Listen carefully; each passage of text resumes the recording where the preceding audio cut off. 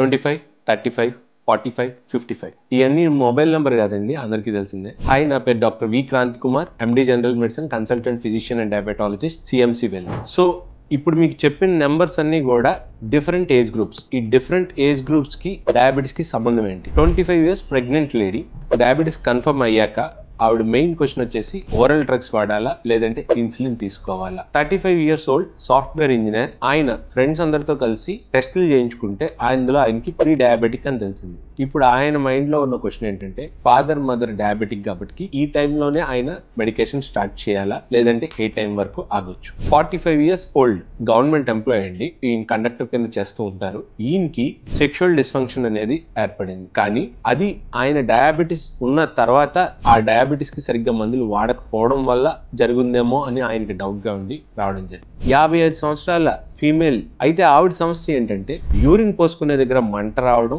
దురద రావడం, whitish colour discharge రావడం జరుగుతుంది. సో ఇలాంటివి చాలా మంది చూసుకోరండి. వీటన్నిటికీ పరిష్కారం ఉంది. ఒకటి డయాబెటిక్ కంట్రోల్, 2 వాళ్ళ లైఫ్ స్టైల్లో మార్పు రావడానికి వాళ్ళకి ఏం చేయాలి అనేది. సో ఎన్ఏడి దగ్గర ఉన్న ప్రజలందరూ కూడా, ఎన్ఏడి దగ్గరనే కాదు చుట్టుపక్కల ఉన్న ఎక్కడున్నా ఈ రీల్ చూసిన ప్రతి ఒక్కరు కూడా, you can book your consultation through the given numbers at NAD hospital and you can consult me. Thank you.